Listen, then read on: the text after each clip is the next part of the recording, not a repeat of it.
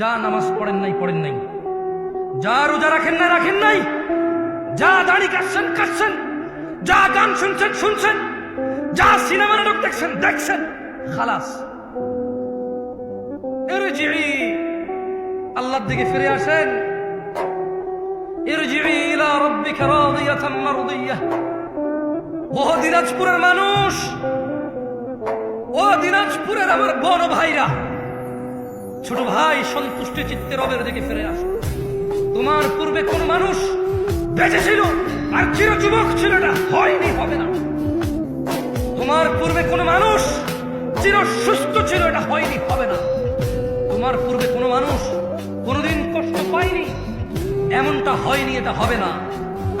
তোমার পূর্বে কোন মানুষ বিষণ্ণতায় ভোগে নাই, এমনটা হয়নি, হবে না, তোমার সাথেও হবে না।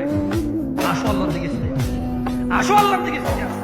দুটো চারটা মেয়ের সাথে কথা বলেছ, অন্যায় হয়েছে, তুমিও জানো আমিও জানি, কিন্তু তোমার রবের আহ্বানে সাড়া দাও, রবের আহ্বানে সাড়া দাও। ভাই আমার, থামো, যেখানে আসো থামো।